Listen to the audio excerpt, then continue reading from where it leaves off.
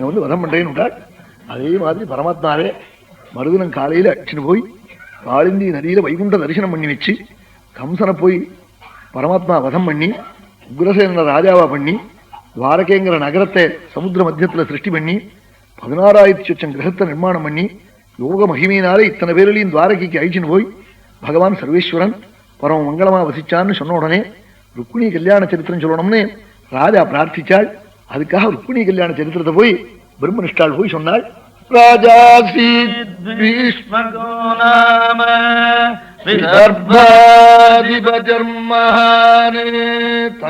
பஞ்சாபவன் புத்ரா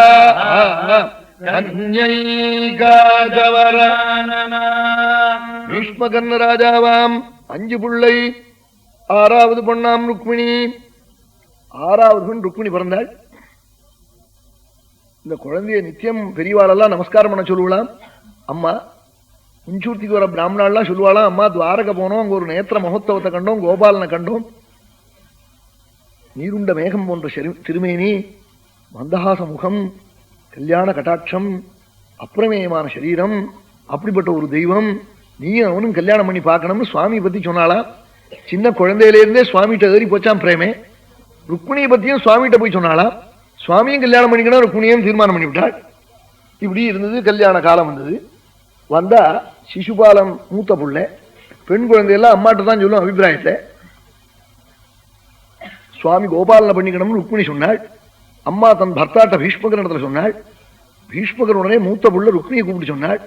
அவன் சொன்னான், கிருஷ்ணன் வந்து மாடு மேய்ச்சவன், திருடின பால் மோரு தயிரெல்லாம் திருடினவன், அவனுக்கு கொடுக்கப்படாது, என் தங்கையை கொடுக்கப்படாது, என் தங்கையை சிசுபாலனுக்கு தான் கொடுக்கணும்னா.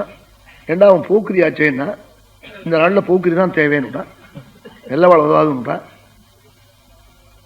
அப்படி பண்ணி கொடுத்தேன்னா நான் 1 மாதம் முன்னாடியே கல்யாணத்துக்கு ஆத்துல இல்லாமல் இங்கே பரப்பு போடுவேன்னா.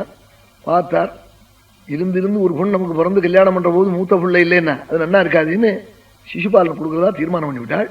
இது ருக்மிணிக்கு தெரிஞ்சுதான். ததவைத்யாசிதா பாங்கி வைஹிதர்பீதுர்மனாபிருஷம் விசிந்த்யாப்தம் த்விஜங்கஞ்சித் கிருஷ்ணாய பிராஹிணோ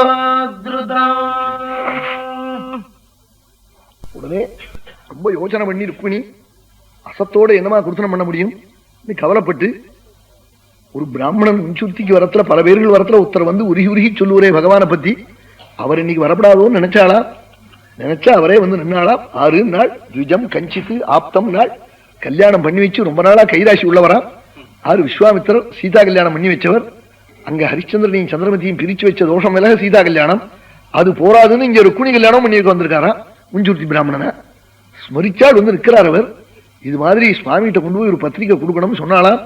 சொம்ப கீழே வச்சார். உடனே பத்திரிகை வாங்கிட்டார், பரப்பு போட்டாள். துவாரக போனாள். அம்பாளுடைய அனுகிரகம். அங்க போனதே பத்திரிகையை கொண்டு போய் பகவான் கொடுத்தாள். சுவாமி பூஜை பண்ணி பத்திரிகையை உடைக்காமலே அவரே உடைச்சு வாசிங்கன்னு விட்டாள். என்ன கல்யாணமாகாத பொன், கல்யாணமாகாத ஒரு பையனுக்கு கவரை ஒட்டி அனுப்பிச்சு அந்த பையன் பார்த்துட்டு இடுப்புல வச்சுக்கிண்டா. இந்த பிராமணனுக்கு என்ன தோணும், என்னமோ ஒருத்தர் லெட்டர் ரொம்ப நாள் போயின்னு வந்துட்டு இருக்குன்னு நினைச்சு விடுவார். எத்தியாவது இந்த சந்தேகங்கள்லாம் வேண்டாம்னு ஒரு எண்ணம். இன்னொரு எண்ணம், இந்த கல்யாணத்தை நல்ல வேதவித்துக்கள் வாக்கால பேசினா அது மங்களமா நடக்கும். அதனால மகான்களுடைய வாக்கால பேசணும்னு, அவர் வாக்கால அதை படிக்கட்டும்னு படிக்க சொன்னாள். படிச்சாள். அது என்ன எழுதியிருக்காள் ருக்மிணி பகவானுக்கு, ஸ்ருத்வா குணானே புவன சுந்தர ஸ்ருண்வதாந்த நிர்விஷ்ய கர்ண விவரைஹி அரதோங்கதாபம் ரூபம் த்ரிஷாம் த்ரிஷிமதாம் அகிலார்த்தலாபம் त्वय्यच्युता विशति चित्तमभद्रपम् மே. ஹே புவனசுந்தரான்னு சம்போதனம் பண்ணிருக்காள். 14 லோகத்துக்குள்ள அழகு வாய்ந்த தெய்வம் என் பிரபுவான நீதான். உன்னுடைய கல்யாண குணகணங்களை மகான்கள் சொல்லி காட்டேன். அது காது வழியா உள்ள போய் என்னுடைய சர்வதாபத்தையும் அபகரிச்சு விடுது. ஹரதா அங்கதாபம், அங்கதாபம்னு சமஸ்தபதமாயும் சொல்லலாம். ஹே அங்கான்னு சொல்லி தாபம் ஹரதா தே குணான்னு அப்படின்னு சொல்லிக்கலாம். அப்படிப்பட்ட குணங்களை காட்டேன். உன்னுடைய திவ்ய ரூபத்தை காட்டேன். கண் படைச்சவர்கள் எல்லாம் தரிசனம் பண்ண வேண்டிய ரூபம், அகிலார்த்த லாபம், சகல புருஷார்த்தத்தையும் கொடுக்கக்கூடிய ரூபத்தையும் காட்டேன். லட்சியை விட்டு உனக்கு லெட்டர் எழுத முடியா பண்ணிவிடுத்து. இதை நான் காட்டத்தினாலையும் அப்படி பண்ணிவிடுத்துன்னு சொன்னாலாம். என்ன அர்த்தம், நான் உன்னை பர்த்தாவா பண்ணிக்க ஆசைப்படலாமான்னா உன் பெருமையினால லஜ்ஜை கூட மறந்து விட்டு லெட்டர் எழுத முடியா பண்ணி விடுது நாளாம். சித்தம பத்திரபம் மனது பண்ணின காரியம் நாளாம். ஹே அச்சுதான்னு சம்போதனம் பண்ணினாள். அச்சுதான்னா எனதுக்காக சம்போதனம் பண்ணாள்? ஷாவில்லாதவன் அர்த்தம். சுவாமி கேப்பாள் நட்சத்திர பொருத்தம், ரஜ்ஜு பொருத்தம், கிரக பொருத்தங்கள்லாம் பார்க்க வேண்டாமான்னு. ஏதாவது ஆயுர்பாவத்துல தகராறு உள்ளவாளுக்குன்னா அது பார்க்கணும். நான் அனபாயினியான மகாலட்சுமி, நீ அவ்வியனான ஸ்ரீபதி, உனக்கும் எனக்கும் ஜாதகம் பார்க்கணுமா வேண்டாம்ங்கிறதுக்காக அச்சுதா விசதி சித்தமபத்ரபம் முகுந்த மஹதி குலசீல ரூப வித்யாவயோ திரவிணதாமபிராத்மதுல்யம் धीरापतिम् कुलवतीम् न वृणीथ कन्या काले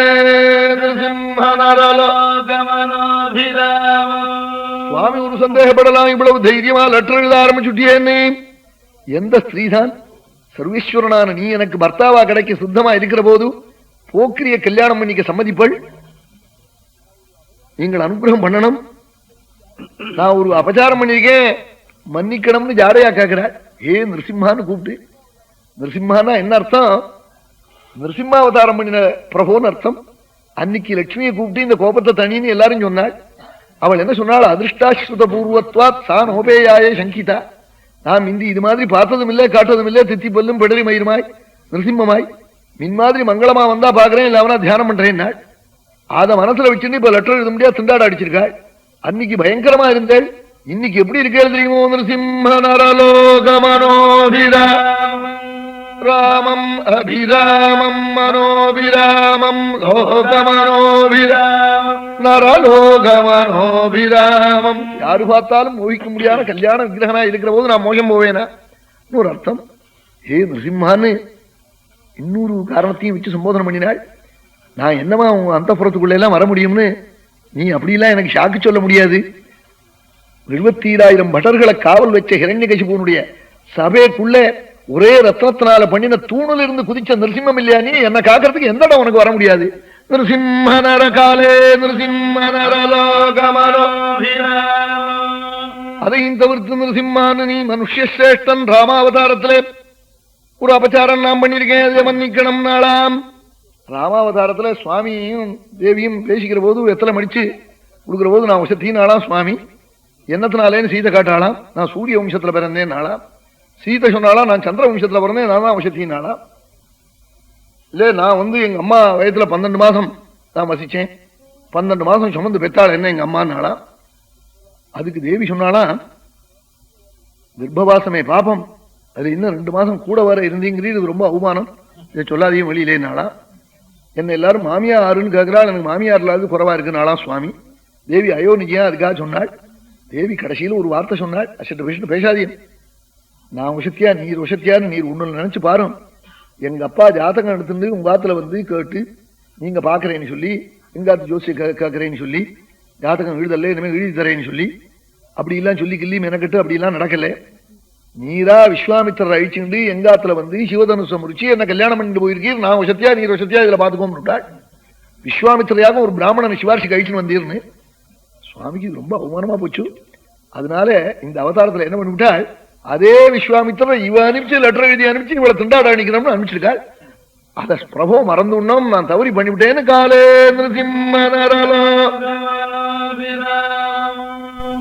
பல ஸ்லோகங்கள் எழுதி கடைசியில் ஒண்ணு சொன்னாள், நீங்க வரலன்னா கிருஷ்ணா ஒண்ணு பண்ணிவிடுவேன், 100 ஜென்மா எடுப்பேன், ஒரு ஜென்மாவிலையும் உங்க பிம்பத்தை வச்சு பூஜை பண்ணுவேன், உபவாசம் இருப்பேன், ஜீவனை விடுவேன், மறுபடியும் ஒரு அம்மா வயத்துல பறப்பேன், லெட்டர் எழுதி அனுப்புவேன், மறுபடியும் பூஜை, மறுபடியும் தேக தியாகம், 100 ஜென்ம 100 ஜென்மா எடுத்து என்னை கஷ்டப்படுத்தி கடைசியில் உங்களை அடைஞ்சுதான் விடுவேன். அப்படி கஷ்டப்படுத்துற தேவையா அழகா இந்த ஜென்மாவிலேயே பண்ணிக்கிற தேவையான்னு யோஜனை பண்ணி பாருங்கன்னு. இத்தே குஹ்ய சந்தேஷா ரகசியமான சமாச்சாரம் சொன்னார் இவர்.